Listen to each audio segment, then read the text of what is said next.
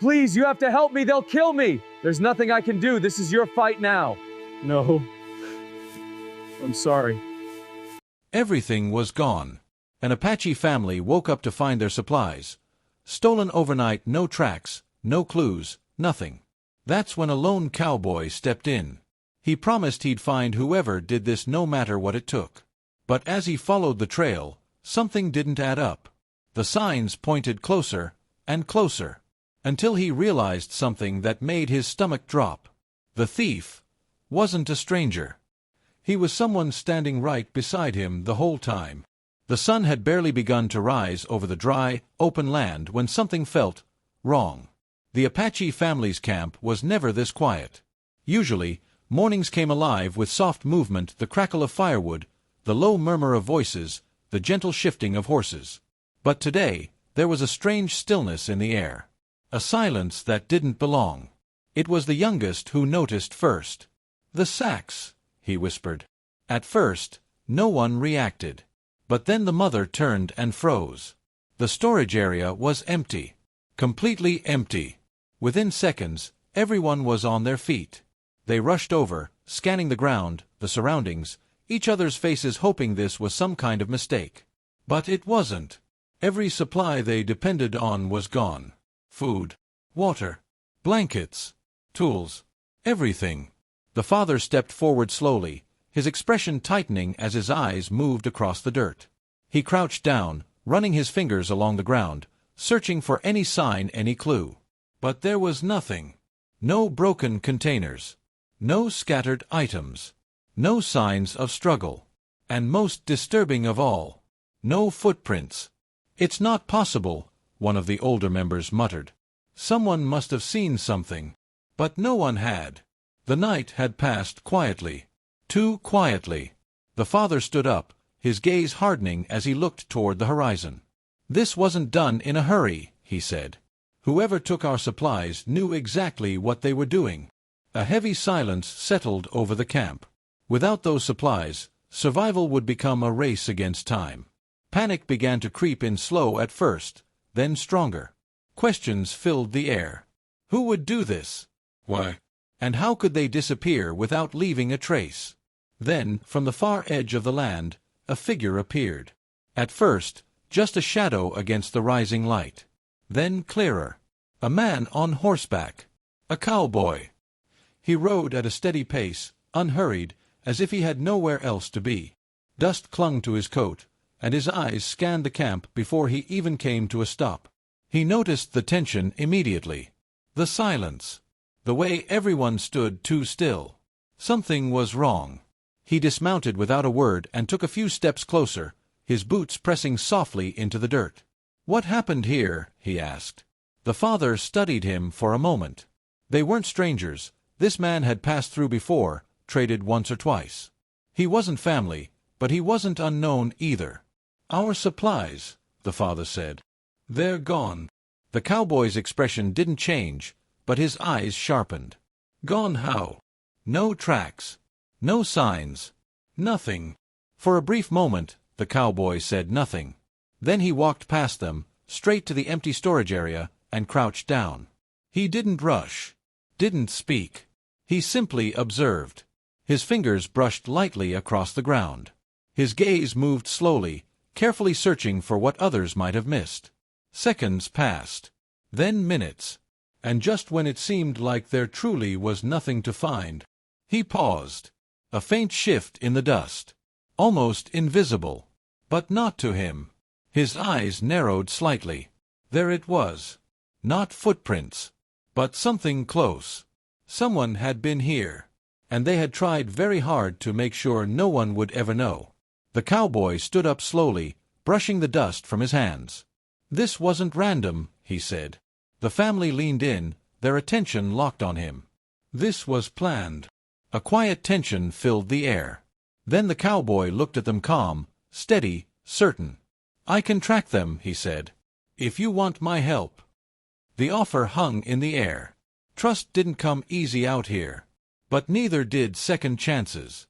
The father exchanged a glance with the others, then gave a slow nod. "Find them." The cowboy gave a slight tilt of his head. And just like that, the search began. But none of them yet realized. They weren't just hunting a thief.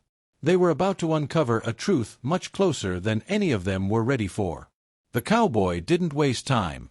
As the first light stretched across the land, he moved beyond the edges of the camp, his eyes fixed on the ground, not looking for what was obvious, but for what felt out of place. Most men searched for footprints. He searched for mistakes. At first, there was nothing. Just dry earth, scattered stones, and windswept dust that erased nearly every sign of movement. Whoever had taken the supplies had done their job well too well. The cowboy crouched low, studying the surface inch by inch. His fingers brushed over the ground, feeling for disturbances too subtle for the eye alone. Then he saw it. A faint drag, so light it could have been missed entirely. Not a footprint, but a shift in the dirt, like something heavy had been moved carefully, deliberately. He followed it. Slowly, patiently. Each step revealed just enough to keep going, but never enough to be certain. It was like chasing a ghost, always there, but never fully visible. Hours passed under the rising sun. The trail began to take shape, heading north. But something about it felt wrong. The spacing was inconsistent. The signs were too controlled. It was as if the person responsible wasn't just hiding their tracks, they were thinking ahead, anticipating how someone like him would follow. The cowboy stopped, straightened, and looked around. "This isn't escape," he muttered to himself. "This is misdirection." He turned in a slow circle, scanning the wider terrain. Then it clicked. The trail didn't lead away. It curved, subtly, almost unnoticeably, back toward familiar ground. His expression hardened. Whoever did this knew the land. Not just the terrain, but the habits, the routines, the way people would react. By midday, he returned to the camp. The family was waiting, their faces tight with anticipation. Every second that passed without answers had made the situation heavier. "Well?" the father asked, stepping forward.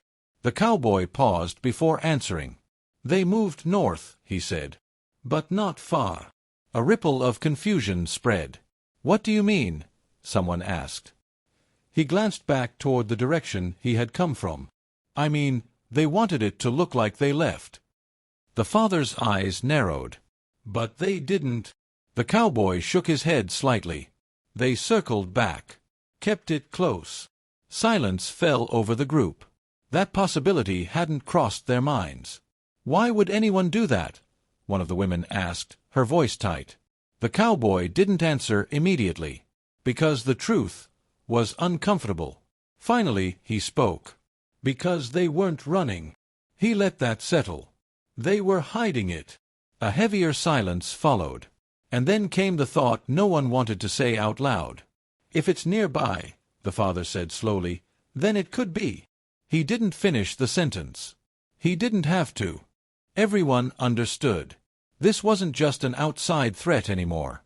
This meant the person responsible could be someone who knew them. Someone who had been close enough to observe, to plan, to wait. That evening, the atmosphere in the camp shifted. Conversations were quieter. Glances lasted longer. Trust, once unspoken and steady, now felt uncertain. The cowboy stayed. Not because he was asked to, but because something about this didn't sit right with him. He watched from a distance as the family moved through their routines. Who spoke? Who stayed silent? Who avoided certain places, or certain people? And that's when he noticed him. A young man, not much older than 20. He kept to himself. Didn't join the conversations. Didn't meet anyone's eyes for long. At first glance, it meant nothing. But the cowboy had learned long ago when something feels off, it usually is. The young man moved carefully, almost too carefully. Not like someone afraid, but like someone trying not to be noticed. There was a difference. The cowboy leaned back slightly, his gaze steady but subtle. He said nothing, made no accusations. But in his mind, a quiet suspicion began to form. Because the deeper he looked at the trail, the less it felt like the work of a stranger, and more like the work of someone who had been standing in that camp all along. The next morning, the cowboy left before anyone else woke. No questions. No explanations. Just instinct. The air was cooler now, the ground undisturbed by the movement of the camp. If there were answers out there, this was the best time to find them. He followed the same direction as before, but slower this time. More careful. Because now, he wasn't just tracking a thief. He was hunting for a mistake. The faint trail still lingered, barely visible in the dust. Anyone else would have lost it within minutes, but he stayed with it, reading the land like a story written in whispers. Then he stopped. Something caught his eye. A low branch, bent just slightly out of place. Too subtle for most to notice. But not for him. He stepped closer, narrowing his gaze. And that's when he saw it. A small piece of cloth. Torn. Caught on the edge of the branch. He reached out and carefully pulled it free. For a moment, he just stared at it. Rough fabric. Worn. Familiar. Too familiar. His fingers tightened slightly around it. Because he had seen this before. Not out here. Back at the camp. The realization didn't come all at once, but when it did, it hit hard. This wasn't random. This wasn't an outsider. This was someone from within. The cowboy exhaled slowly, his expression hardening. But suspicion wasn't enough. Not yet. He turned back toward the camp, moving with quiet urgency. When he arrived, no one noticed anything different about him. And that's exactly how he wanted it. He said nothing about the cloth. Didn't mention what he had found. Instead, he watched. Carefully. Patiently. Hours passed. People moved through their routines, trying to act normal, but the tension from the day before still lingered in the air. And then, there he was. The young man. The same one who had caught the cowboy's attention the night before. He walked past, carrying a bundle of firewood. Nothing unusual. Nothing obvious. But as he turned slightly, the cowboy saw it. A tear in his clothing. Small, but precise. And in that moment, everything clicked. The size. The texture. The pattern. It matched. Exactly. The cowboy's suspicion sharpened into something stronger. But still he needed certainty. Because accusing someone in a situation like this, without proof, could tear the entire camp apart. So he waited. And when the time was right, he followed. Quietly. At a distance. The young man moved away from the camp, heading toward a cluster of rocks further out. Not far. Too close for comfort. The cowboy kept low, using the land to stay hidden, his eyes locked on every movement. The young man slowed as he approached the rocks. Looked around. Checked to make sure no one was watching. But someone was. Then he crouched down, and began moving stones aside. Carefully. Deliberately. The cowboy stepped closer just enough to see. And what he saw confirmed everything. Beneath the rocks. The supplies. All of them. Hidden. Not stolen to flee. Not taken to survive. But kept close. Within reach. The cowboy's jaw tightened as he watched in silence. This wasn't desperation. This wasn't panic. This was planned. Calculated. And personal. He stepped back quietly, making sure not to be seen. Because now, he didn't just have a suspicion. He had the truth. And the hardest part was still to come. That night, the campfire burned lower than usual. No laughter. No stories. Just quiet tension hanging in the air like a storm waiting to break. The cowboy stood just outside the circle of light, his expression unreadable. He had spent the entire day saying nothing, but now, he was ready. "Everyone," he said firmly. His voice cut through the silence. The family turned toward him, sensing something had changed. "I found the supplies." Relief hit instantly like a breath they'd all been holding finally released. But it didn't last. "They're not far," he continued. "Hidden. Covered carefully." The father stepped forward, urgency in his voice. "Where?" The cowboy didn't answer right away. Instead, his gaze moved slowly across the group. One by one. Until it stopped. On the young man. The shift was immediate. Subtle but undeniable. The young man stiffened, his hands tightening slightly at his sides. The father noticed. "What is it?" he asked, his tone sharpening. The cowboy took a step closer into the firelight. "They weren't taken by someone passing through," he said. "They were taken by someone who knew exactly where to look and how to hide them." Silence. Heavy. Pressing. Then the cowboy spoke again, clear, direct. "It was him." He gestured toward the young man. For a split second, no one moved. No one spoke. "Then—" "That's not true," the young man snapped, too quickly, too defensively. But his voice betrayed him. The father turned slowly, his eyes locking onto him. "Look at me," he said. The young man hesitated. That hesitation said everything. "Look at me," the father repeated, louder this time. Slowly, the young man raised his head. Fear was written all over his face. "Tell me he's wrong," the father said. A long pause followed. The fire cracked softly between them. And then, "I didn't mean for it to go this far," the young man said quietly. The words landed like a blow. A ripple of shock spread through the group. "You took them?" one of the elders asked, disbelief in his voice. The young man swallowed hard, struggling to hold himself together. "I was going to bring them back," he said quickly. "I just needed time." "Time for what?" the cowboy asked, his tone steady but firm. The young man looked at the ground. "For control," he admitted. Confusion flickered across several faces. "Control," the father repeated. The young man nodded slowly, his voice cracking now. "I felt like I didn't matter. Like I had no say. No place." He hesitated. "But if I had the supplies? If I decided when they came back?" His words trailed off. He didn't need to finish. Everyone understood. He hadn't taken them out of hunger or desperation. He had taken them to feel powerful, to feel important, at the cost of everyone else.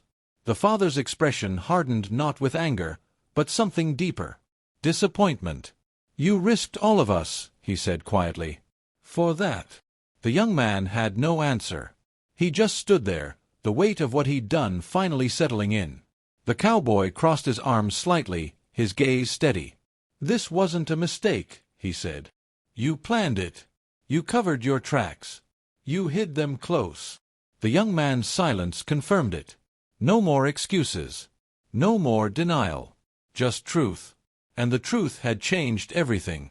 Because the danger they feared from the outside had been standing beside them all along. By the first light of dawn, the stolen supplies were back in the camp.